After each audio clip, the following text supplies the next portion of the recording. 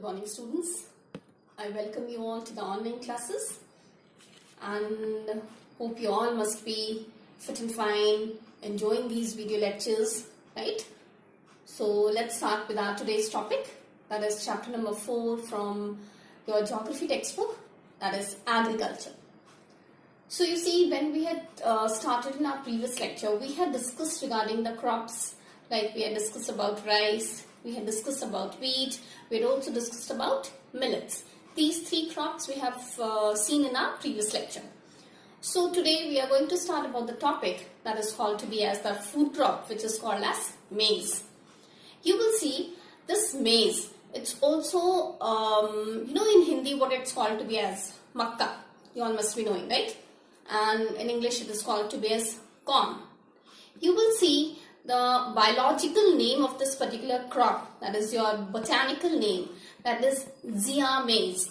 It's known to be by this name, Zea maize, and it belongs to the grass family, right? You will see it is used both as a food and a fodder crop. When I'm talking about food and a fodder crop, it states that it is used also for the consumption of human beings as well as for the animals. Apart from that, when you will have a look into the maize crop, you will see in the slide over here, the maize plant which is there. It's near about 1.2 to 3 meter tall, right? Somewhat 5 to 6 feet or even little, bigger than that. And it's a single stem crop. And one particular plant has near about 16 to 22 leaves.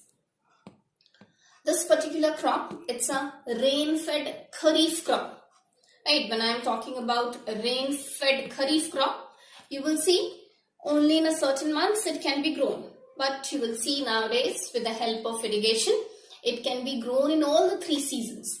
That is Rabi, Kharif and Zaid. Let us see the geographical requirement which is needed for this particular crop. The temperature which is required, that is 21 to 27 degrees Celsius. Apart from that, it grows very well in your old alluvial soil. So the soil requirement of this particular crop is old alluvial soil. I hope you remember that Khadar and Bangar is a subtype of your alluvial soil. Old alluvial soil has lots of conker deposit in that, right? So this is that old alluvial soil where this particular crop can be grown. Apart from that, normally it takes near about 3 months to grow. 50 to 55 days it's required for the growth of this particular crop. You will see use of modern inputs like high-yielding variety seeds, pesticides, irrigation facilities, fertilizers. All this has led to the growth in the maize crop over the years. Let's have a look regarding the areas.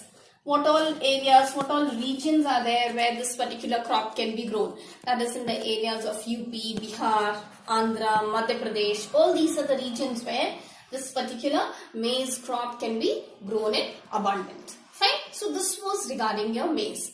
Now let us have a look regarding another crop. That is what is called to be as pulses.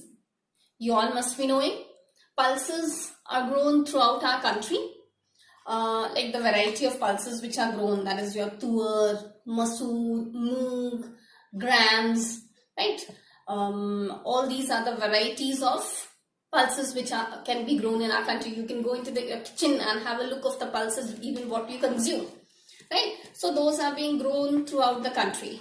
You all must be knowing India is the largest producer as well as the consumer of this particular pulses. It's a rich source of protein diet. And you all must be knowing pulses, these are leguminous crop. So when I talk about leguminous crop, it has got rhizobium, right, bacteria and its root nodules. Now what's the function of that rhizobium bacteria? You will see it helps in the nitrogen fixation into the soil. Atmospheric nitrogen fixation is being done with the help of this bacteria into the soil, and it makes the soil very, very fertile, right? Apart from that, this particular pulses, it can be both grown as your Rabi as well as Kharif crop. Apart from that, let's have a look regarding some of the states where it can be grown. It can be very well grown in the states of MP, UP, Karnataka. All these are the leading producers of pulses. Fine. So you see, so this was regarding your two main crop, that is your maize and pulses. Fine.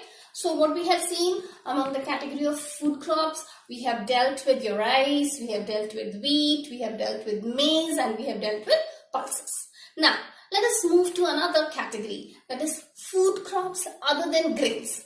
You must be knowing sugarcane is an economically viable crop. This particular sugarcane, you will see, it's an annual crop, and it takes near about 9 to 10 months for the crop to get ready. Apart from that, the quality of the sugarcane, it depends upon the sucrose content in that. More the sucrose content will be there, better quality sugarcane it will be called to be as. Apart from that, you will also see wherever you have got phosphorus rich areas, wherever you will see the soil content has got more and more phosphorus in it, all those areas sugarcane can be grown at a very large scale. Right, you will see it's basically done for the selling purpose, so it comes in the category of your cash crop. So when I'm talking about cash crop, sugarcane has got a number of uses, not only just for selling in the market, but you will see it's supplied to sugar industry for extracting sugar. Then you will see beverage industry, it is being used out where for making liquor and all. And paper pulp, which is there, it can be used for paper industry. It's a fodder for the livestock. Animals can feed on that. Not only this, you will see the dried leaves from the sugarcane plant. It adds humus to the soil. Various pharmaceutical industries are being using it. Various chemical industries also use sugarcane for its purpose, variety of purpose for extracting various chemicals. So you have got a multiple uses of this particular crop, and hence it is this particular cash crop is very much in demand. Then see the geographical requirement. It needs a very high temperature, that is a temperature of around 25 degrees Celsius. So you will see all the equatorial region, the areas which will be near to your equator, that is your equatorial region. These are the, not only the equatorial region, you will see the volcanic island. Volcanoes also have got rich phosphorus content, right? So the volcanic island region, like for example, you will come across your Cuba, your Caribbean island, Brazil, Mauritius, Fiji, all these, Indonesia, all these are the region where you will come across sugarcane production in a very large area. Apart from that, you all must be knowing Brazil is the leading producer of sugarcane in the world. And the second one is India, and the third one is China. So you will see in Brazil it is grown on a very large scale, and sugarcane farm, it is called as latifando, right? The coffee farms, these are called to be as fazenda. So specific names have been given over there. Those who must be preparing for NTSC, like you will see the Brazil has been compared to India there, it has been discussed over there. Right, the entire geography deals with that Brazil and India comparison. Apart from that, let us have a look regarding the moisture content. 150 centimeter of moisture and even more than that is required for its growth. Okay, this particular crop, initially it was grown in the northern part of our country, but nowadays you will see Maharashtra and the southern states, these are the leading producer. When I talk about Maharashtra, it is one of the leading producer of sugarcane in the country. The reason, the soil which is there, it's a basaltic soil. Apart from that, impervious soil is there, has got lots and lots of potash and nitrogen in that. The soil over here has got a water retaining capacity on a very large scale. So these features make it, quite suitable for the sugar plantation crop to be, or sugar crop to be grown over there. Now you will see that, like when we talk about sugarcane, when it is being grown out, after some period of time, say after 2 to 3 weeks, it starts growing, and in the tube you will see sucrose content starts creating. Now when the sucrose formation takes place, after a certain period of time, the formation of the sucrose stops. right? And that is the best time when this particular crop should be harvested. So you will see now this particular sucrose content, it varies from one region to another. A particular crop, this particular sugarcane crop, maybe like abundant of crop is being grown in that area, but the sucrose content might be less. Whereas on the contrary, in a less area, you will see, or in a smaller region, the sugarcane which might be grown might have high sucrose content. So this way you will see it varies from one region to another. When I was talking about your production of sugarcane, and I told you all that in the northern part of our country, like it was initially grown out. So it was the time period when the Britishers used to rule. During that period of time, you know, from Punjab, Lahore, Multan, your Rawalpindi, your Kasur, all these were the areas where it was being grown on a very large extent. But what we are seeing over here, it's shrinking. Those regions are shrinking, and the southern states, right, as well as your Maharashtra region, the western part, there more and more number of sugar industries and sugarcane production areas can be seen out, right? But now you will see like your those of the Punjab, Haryana, Bengal, Bihar, all these regions where once large amount of sugarcane was being produced, now it has shrinked out and it has shifted on to your Maharashtra region, the states of Karnataka, Kerala, all these other regions now where you will see that sugarcane production has started in large quantity. Initially, you will see that like why this particular southern India and the Maharashtra western region have got abundant. The reason behind is that stony, you know, the soil feature which is there, stony rock landscape is there. So well developed transportation network is there. Whereas these particular areas have got cooler climatic condition. So long crushing season also ensures the suitability for the growth of this particular sugarcane. So you will see these region, there you will come across more and more sugar industry. Whereas when we had when I had told you regarding the northern India, there you will see the soil is very fertile. Though it is fertile, but it's, you know, not that hard where compared to that of your northern part of the southern part of the country, right? Apart from that, you will see sucrose content which is there. It's more in these southern region. So this is the reason why you will see these regions, the southern part and western part of our country has more and more like the shift is more towards these region. One more thing, you will see more the sucrose content will be there, softer the skin of that particular sugarcane will be there. Easily, if you will witness, easily you can take out those skin and you can consume also, right? So this is how this was regarding your sugarcane. Apart from that, it's both capital intensive and labor intensive. And we all know how it is being grown. The process through which it is grown is called as rattoning process. What is this rattoning process? Like you must have seen potato, the bulbs are there, eyes are there. Similarly in the sugarcane also you will see that sugarcane eye bulb is there, from where it is being cut into, you know, like small pieces, and that particular stem is being grown throughout the field. So this is one method. Second method, a new method has come up, that is ring pit method.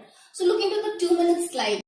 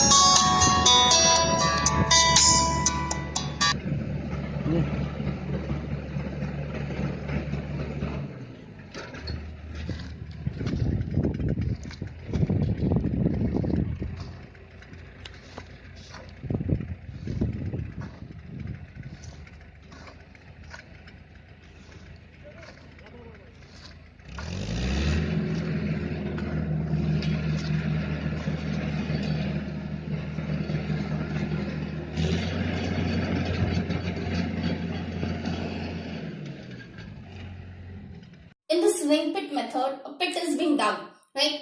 And in that particular pit, the parts of your sugarcane is being laid out properly, and from one particular pit 20 to 25 sugar canes can be produced. So all these are the ways through which sugarcane can be grown out in a large number. These are the new ways and techniques which has come up.